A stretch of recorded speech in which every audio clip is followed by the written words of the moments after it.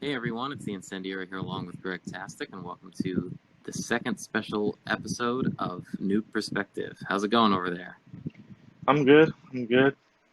So in This is a special episode. this is a special episode, that's right. And Alright, what's I'm the special with it. episode about? Pokemon. So in this episode, we'll be talking about nostalgia that we have for the Pokemon series, the early days, and kind of discussing, the series as a whole and how it relates to other series. But would you like to plug yourself here and tell us where we got the audio from this special episode from? Oh yeah, we were talking about this on one of my live streams for Pokemon Fire Red on my YouTube channel, which is Gregtastic, Gregtastic. You go on YouTube and search for that, and it'll come up, and you could check out the streams, and you could listen to what we talked about all over again, accompanied by Fire Red gameplay. Excellent. So as a result, you may hear some audio in the background of the actual game, but I tried my best to isolate our vocals so that got edited out. But we found a way to do it in the future where that won't happen. Did you auto-tune it? No, I didn't auto-tune it. We should do that though. But yeah, that's pretty much it. So you'll hear us, kind of bounce around here because it is taken from a live stream, so I had to cut a bit out. But here and there, it doesn't seem like it's a normal flow of a conversation because it was taken from a 7-hour-long live stream. So hopefully it doesn't deter anybody. But I tried to edit it into a pretty cohesive, setup. So I hope everybody enjoys it. I hate all the rivals equally. They're all pieces of trash. Actually, I dislike the new rivals more because they try to be nice to you. Like instead of being the rivals in the newer games, instead of trying to be your real rival, they're like, oh, let's push each other to be stronger. If we can get away with it, what we should be playing is the Pokemon TV show soundtrack. I actually have that somewhere. I don't know if I have it with me in my new place of residence, but it's called To Be a Master. It's from the first season. Yeah, surprisingly. It has that song On the Road to Viridian City. It has a poker rap and a couple of it's like 10 songs. Surprisingly, all these streams have been making it through the copyright thing. Well, you mean Content ID, the automatic one? Yeah. Yeah. Star Wars didn't make it through the first 2 minutes, so. Well, yeah, because. Yeah, but you think Nintendo would have all these songs trademarked, right? Or copyrighted, or what? Depends if it's a Nintendo, if it's Nintendo's prerogative, or it's Game Freak's prerogative, or what. Or because they're 8-bit, 16-bit, whatever bit they are. I don't know. I can't say.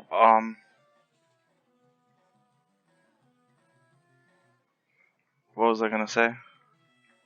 Super Mario theme song from Super Mario World or any other Super Mario. There's no way that'll make it. Yeah, that'll go through. So it's not like, oh. No kidding. Or maybe here's I'm sure everyone can tell that I'm playing on an emulator and the emulator is not emulating the sound perfectly. So maybe the emulator is emulating the sound just off enough that it's not getting picked up.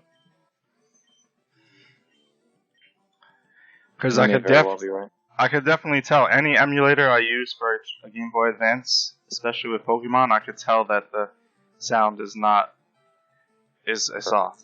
Yeah. Just want you to remember, guys. You don't get anything without hard work in life. No, it's on the way to Viridian City. I would probably bet $1,000 on that. Well, make the live stream interesting.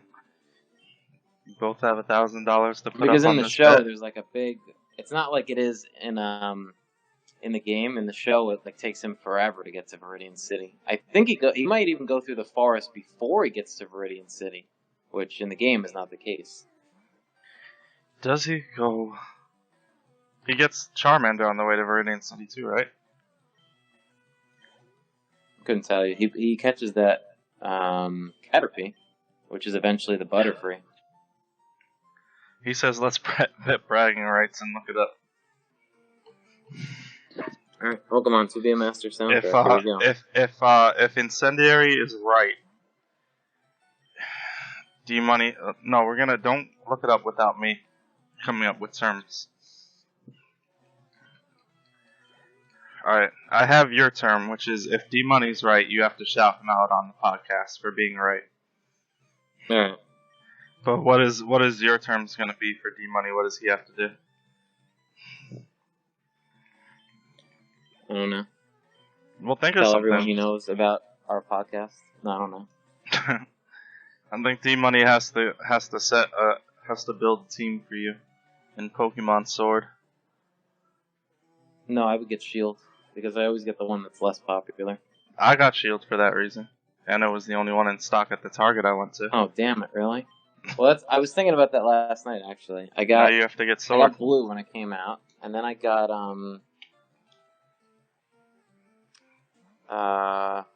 I got Yellow, obviously, and then I got Sapphire because everybody wanted Ruby, like the red, the cool one. Yeah. Oh, Gen 2, I got Silver. Gold is cool. But that's no. I didn't think Gold was cool. All right, look. Gen 1, I got Red because Charizard, whatever. Right, I got Blue because I liked Blue and Blastoise. So cool. Then I got Yellow, and I actually got the Yellow Game Boy Color. Yeah, you also have it, do you? No, I do not, which is unfortunate. I traded it into GameStop, which is one of the stupider decisions. Worth, so much now. I understand, and I'm so angry because I got it for my birthday one year, and it was like I think what can you? I'll look it up. That's something too selfish to ask you to look up.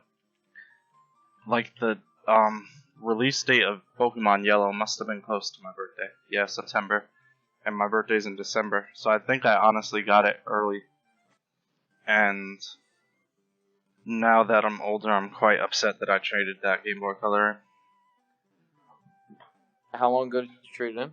Long time ago. Probably within 3 or 4 years after I got it.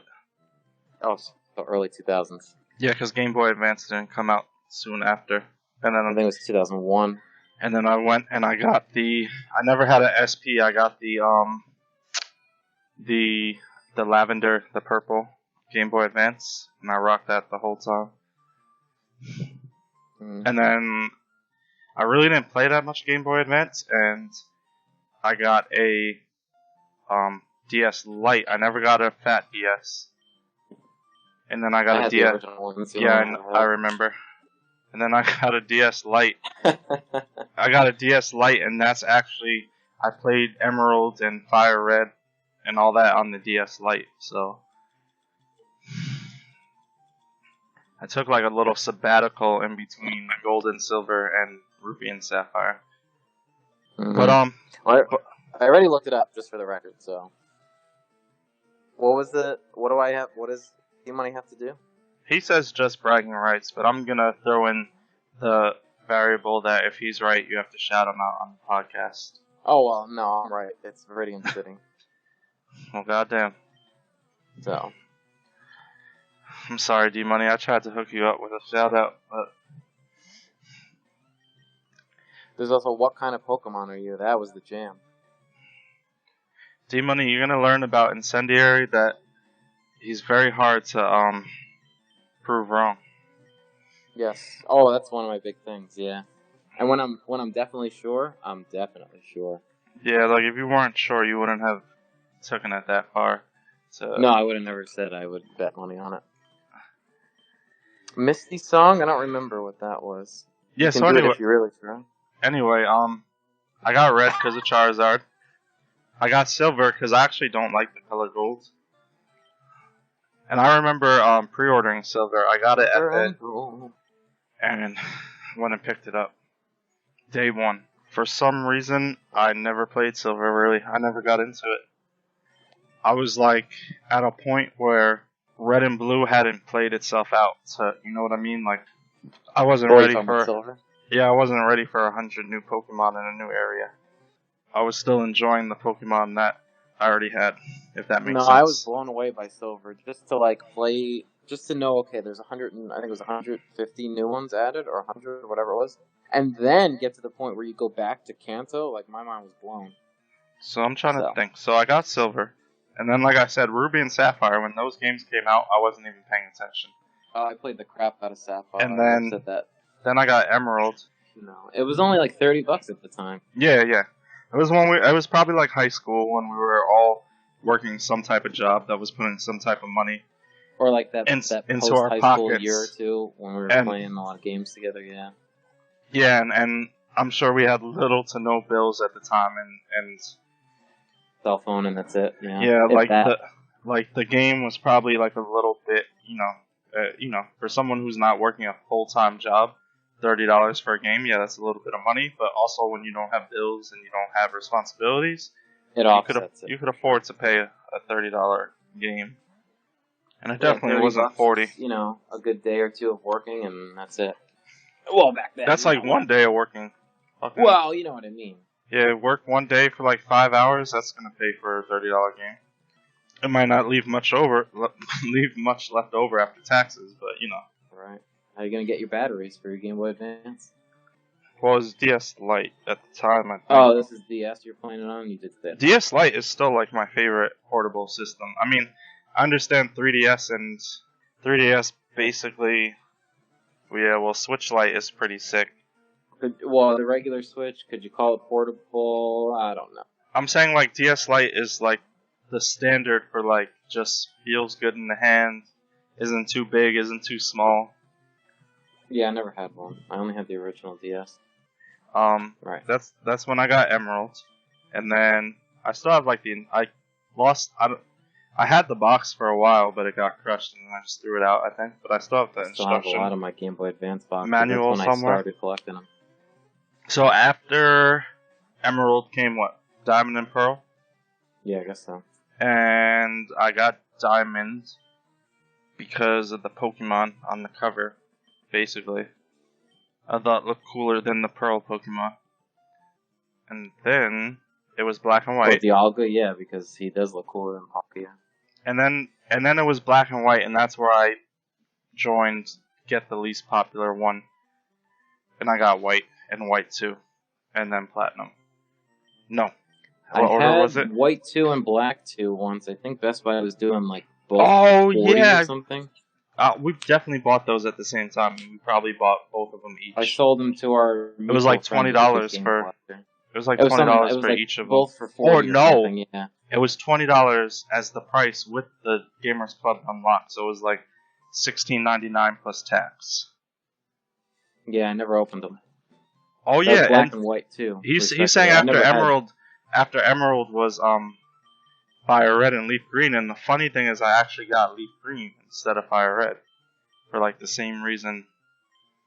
I think it's because for me it became my decision to get the less popular game, because I know like you need to trade with people, and if you get the less popular game, it's more likely that one of your friends is gonna finding. Yeah, I was always that. I mean, obviously the first generation you didn't know that, but like going forward, because like me and you, we never really traded Pokemon. So me and the friend that we were talking about in that story, me and him were like the main two, like trading Pokemon back and forth. And I know he always got like the Black and Pearl, so I would just get the opposite. And then you had, for like up until like the Game Boy Color, didn't you have like all of them? Didn't you have like a little case with like every game in it? Yeah, I had multiples too, because one of my family members got rid of all his games. So I have like 2 copies of Red, 2 copies of Blue. Yeah, I remember that. Damn, I remember going over my friend's house too with the Game Shark and just entering in like Game Shark codes with like Silver connected to it and doing all this crazy stuff. Yeah, that's when I first got big into Game Shark. I had a Game Boy Color and was doing a lot on some of the really early, like when they started taking the Game & Watch games and putting them on Game Boy Color. I remember that. Or like the NES game Yoshi. I don't know if you ever played that. No. It's kind of like Tetris or Columns or whatever, Bejeweled. Oh, okay. So he said after Diamond, Diamond, Pearl, and Platinum was HeartGold. SoulSilver. Right? I got SoulSilver again because I did not get either, but I would have gotten, probably would have gotten HeartGold because I had Silver growing up, you know? Bro, excluding from 3DS on. Okay? You following me? Excluding 3DS on, because once X and Y came out, like, I consider that, like, a huge stepping stone. SoulSilver and HeartGold are by far, in my opinion, the best games, like, up until 3DS games. You understand? Which ones? HeartGold and SoulSilver are the best Pokemon games overall, up until the 3DS games come out. Right, and that's coming from you who didn't even get into Gen 2. Because I feel like HeartGold and SoulSilver, like, was fixed, like, all the issues of, like, how do I want to put it? And well, anything accessibility, accessibility. That it had like decent graphics that were not like old and ugly, if that makes sense. And it fixed. What was it on again? DS?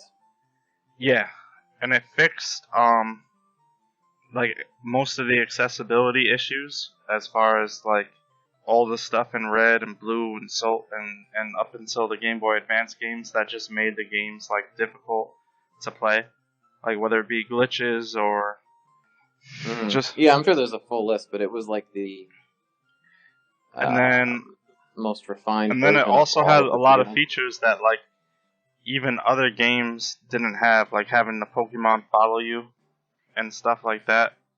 The only other game that had that up until that point was Yellow. Yeah, I don't care about that. It was Yellow. People like that.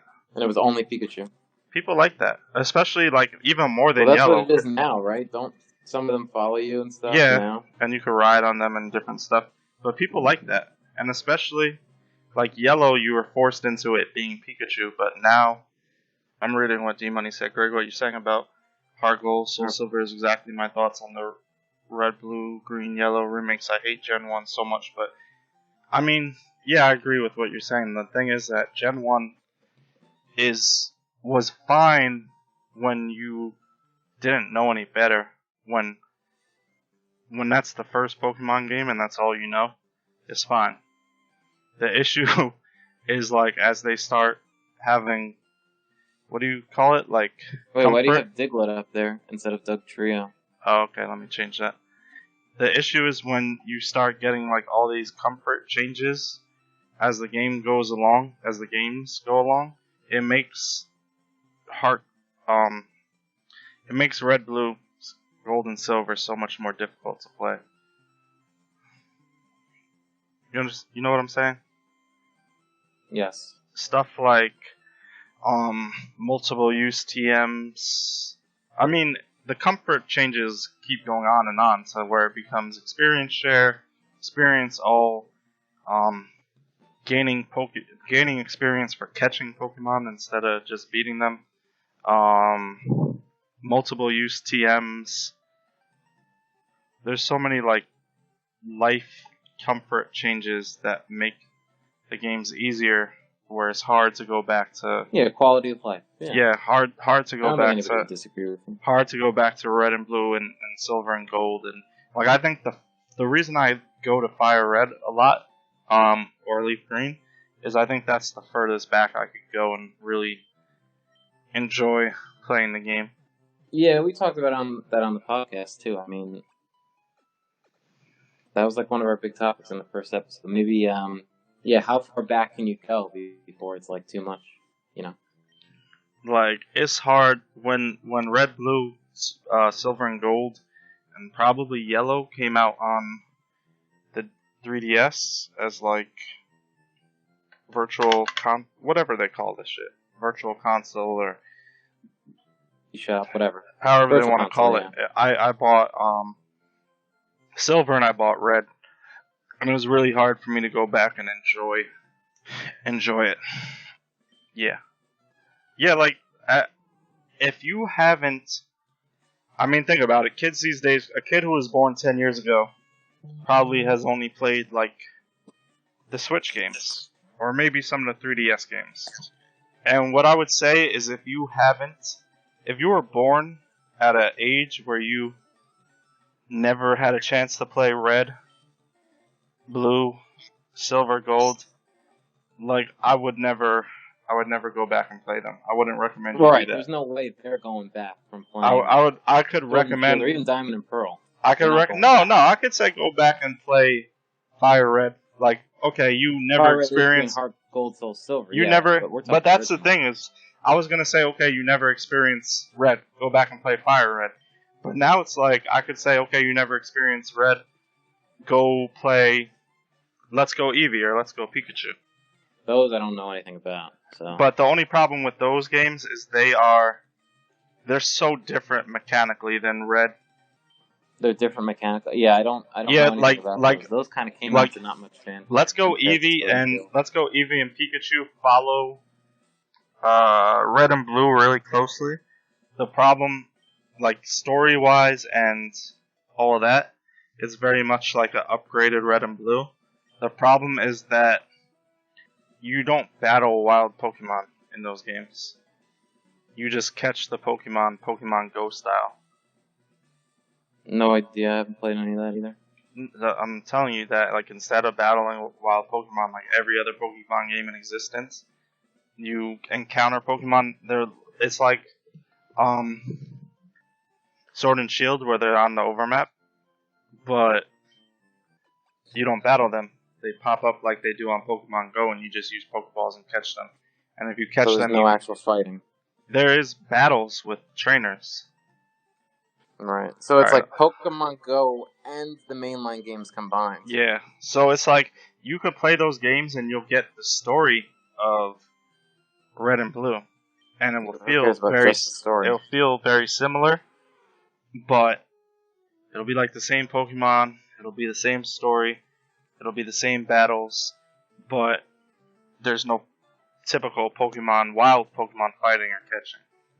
And why do they think this is a good idea? Because they're banking on Pokemon Go. They're probably trying to connect it with Pokemon Go. You can import Pokemon from Pokemon Go, and that's like what people forget. And what?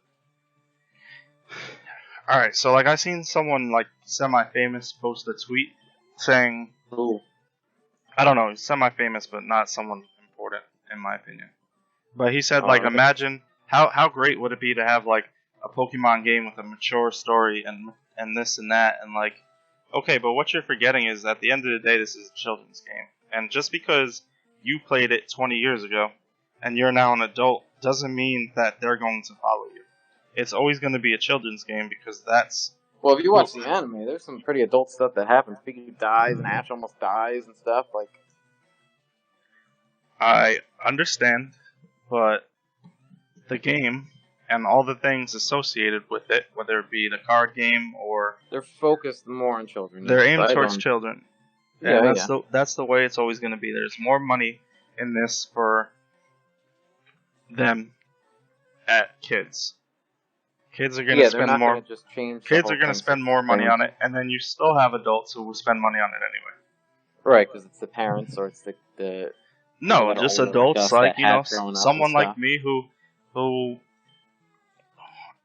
on a random day could go into a store and see a Charizard pop figure or a Charizard plushie or something like that, and for a split second think that might be a good purchase, just because I'm nostalgic and I would want that. You know what I mean? Like, right. Like that. Those are aimed mainly towards children, but it's not like there's not adults out there just buying it because they want it. You're right. So, there's not ever gonna be a mature Pokemon game with a mature story. Oh yeah, that is true, except the GameCube games. And I've never played any of the I played, well, if you mean Coliseum. And the second one, which was supposed to be a lot darker. But yeah, that's more... It's so bare bones, though. And Pokemon Channel, though, which was basically like Hey You Pikachu #2. That's more aimed towards kids, for sure. But yeah, that's probably the most mature Pokemon game that's come out, I would say. whenever the first Pokemon Dungeon came out for the DS, I pre-ordered that game, and I went and picked it up when it came out day one, and then I played like the first 20 minutes of it, and I was like, "This is not Pokemon, and I don't like it." So no, it's way different. Well, they tried to branch out over time. It's not like I was expecting it to be Pokemon. Like I knew enough that I knew it wasn't going to be like your typical Pokemon game, but it just also wasn't what I was wanting. Yeah. But I would say the spin-offs for Pokemon go way back though. Pokemon Pinball on Game Boy Color. I have that. That's one I know of. I still have that With somewhere in my house. Feature? Yeah, I do too. But I would say that the main series games are always going to be aimed at children. It's not going to change. What I'm trying to say is we were the target demographic for Pokemon at our age. I would even say we were a little bit too young, like a year or too young, a year or two. Maybe, but it's like it hit us at. Well, we both hit at the right time. You know what I mean, though? Like we weren't like 12-year-olds or 15-year-olds who were like, "Oh, this is a cool game." Right. We also weren't 5. Right. It was like we were like 7 and 8 prime targets to fall into the Pokemon hype, if that makes sense. And it was bigger than big, huger than huge. Yeah, so it's not surprising that we got into the games, the cards, all the games, everything, the toys, the anime, because it all happened like at the same time. Like, you had the games, but like that was just as the anime was starting, and then Burger King, never forget the Burger King. That was so D Money at his age. D Money at his age was literally, I would guess, without like thinking about the math. He might have been too young for Gold and Silver. Yeah, I was gonna say not only Red and Blue, but Gold and Silver too. Like he probably came along during the Game Boy Advance era. Or these Fire Green, Fire Red and Leaf Green. Yeah. So, and it's funny because it's like one of those things where you would think about it and be like, how could you not have started at Red and Blue? Yeah, but you don't have to. Well, like if you think about it today, like the only other thing I would maybe compare it to is like, it's a bad comparison, but like Call of Duty or Halo. Like how Halo? Yeah, Halo's about the same amount of time. But like, how many people that play the modern Call of Duty? Because I think I never played 1 or 2 or even 3. Yeah, what was 3? 2008, 2007. 2 was the first. Was on 360 on launch. 360. Yeah, that was like 2006. Yeah, 8 was like 3 was like 2008. But basically, Call of Duty was a very successful series, even from the first game. But 1, 2, and 3 was like enough for it the first one was huge on PC. 1, 2, and 3 was enough for it to enough for them to never make another game, and for people to remember, oh, Call of Duty was that game. Right. But then 4 just like totally launched it into a new stratosphere, basically. Right. Which is why I think like you had a younger population. So it is different in that case, where like that's a mature game, quote unquote mature, that appeals to adults and to kids who maybe shouldn't play it. But I don't know if we'll have that discussion now. It depends again, because we played mature games. But that's a little bit different. I mean, Halo's kind of the same, but like it's another. I can't think of another RPG, at least in this country, that is like multi-generational, but also keeps its same focus on the same age group year after year, or iteration after iteration. Can you? I can't think. Repeat the question. I'm sorry.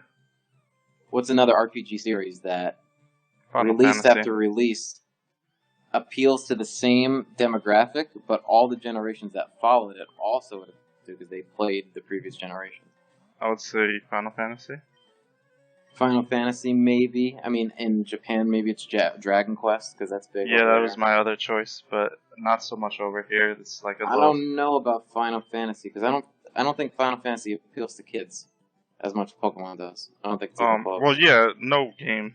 Look, never mind Final Fantasy. What game appeals to kid as much as Pokemon does? Fortnite. Mario, Fortnite, maybe, but it's top 5 as far as and you could say, okay, Fortnite. 20 years from now, is there going to be a Fortnite 3 or 4? Look at how much money it's made. I'm not saying I'm not implying. I'm not saying it won't be. Minecraft. I would say over Fortnite because Minecraft's been longer lived. But so far, yeah. I'm just saying over a 20-year span, what game would compete with Pokemon? Mario. Okay. Yeah, that's like the outlier. Mario, Zelda. I don't think Zelda is as. No, it doesn't appeal to kids as much. Not as much as Pokemon or Mario. Like, I would say Zelda appeals to a lot of people, but I would say, like, Zelda's kind of more mature than... Older teens. Yeah. 20s. Like, even the themes of, like, especially,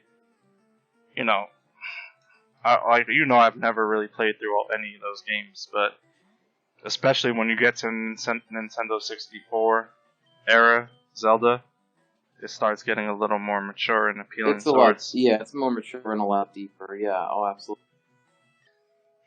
I've forgotten a lot of stuff. I mean, the first couple generations, like, I don't know anything about any post-Diamond. And it's one of those things that's like, it's been so long since I've played any of them. It's been taken from the forefront or the mid, point and sent to the background of my mind type thing. But like, as you've been playing, I've been remembering stuff, and you're like, oh, I wonder what level this guy was. So I'm like, oh, it's this level, because I remember it, When you haven't, use it or lose it type thing, but not exactly, because it's just been I was so ingrained and I don't want to say obsessed, but like, what else do we have to do? Like we said, summer vacation, what else did you do? I didn't play Pokemon, sit around and watch TV, Easter break, midwinter break, Christmas break, Thanksgiving break. My cousin must have hated me. My cousin must have hated me because I went to they lived in New Hampshire, and I went to their house for Easter, and she had... This is the cousins that I met? No, you never met this one. She had Pokemon Blue, and I went... Alright, so this is like a typical kid story. Alright, she had Pokemon Blue. I went to her house for Easter, and I basically... we would go the whole Easter break. So if Easter break was a week? Yeah. We'd be there for 3 or 4. We'd be off half day on Holy Wednesday until Monday. Yeah, so I would basically if we got off that Wednesday, we'd probably go Thursday and come back Saturday or Sunday, that type of deal. I guess makes sense. Mm-hmm. So we would go there Thursday. So Thursday, Friday, Saturday, I just deboed her Game Boy. And was playing. I brought my Game Boy with me, and I think I had Donkey Kong Country, or whatever they called the Game Boy version of it, and some other game. I forget what it was. But the whole time I was there, I had never played Pokemon before, but I had heard about it, and she had it. She had Pokemon Blue, but I didn't have it yet. So I just deboed her. I deboed her Game Boy the whole trip. The whole long day. From Thursday through Saturday. Come on. Why does it do so much damage? You have no health. There should be... Am I wrong? For you to use self-destruct, it should be based on the health that you have. If you're already red, you don't deserve to do that much damage. Basically, I don't know how they calculate the damage for self-destruct, but... I think that self-destruct... Wow. I think self-destruct should be based on how much HP the user has. Yeah, and do like if your double HP, or, like if your 1.25. HP, oh, even better. If your HP is in red, you shouldn't be able to cause like half. As much damage. You shouldn't be able to KO someone when your HP is in red, because then it's obvious. Oh, just kill myself. If you want to do that much damage with a move like that, it should be based on your HP. Like the more HP you have, the more damage it will do. Because then that makes you think about like, okay, do I really want to kill off my Pokemon? Like, how much damage am I gonna do? Oh, I'm only gonna do this much damage. It's not fair that someone is in red and you do a one-hit KO. Alright, so there you have it. That's our second special episode of Newb Perspective. I hope you enjoyed that. Anything you want to say to the folks before we close this one out? No, I just hope you enjoyed our Pokemon talk. If you have any opinions or feedback on the show, you could feel free to check out our website, newbperspective.com, and leave comments there, and we'll address, or there's probably I say probably as if I shouldn't know. There's contact information on there, so if you send us any questions, comments, feedback, we can address that on a future episode. Absolutely, yeah. And if you check out the YouTube channel or on Twitter as well, all those links can be found on the contact page on the website. And you can even leave us a voice message on our Anchor page, and that's on the website as well. So unless you have anything else, I think we'll close it out here. Nope, that's all I wanted to say. All right. Thanks to everybody who listens. Thank you, everyone. Oh, go ahead. I'm sorry. Love you all. I just said thank you, everyone. Oh, all right. Thanks to everybody who listened, and we'll see you next time.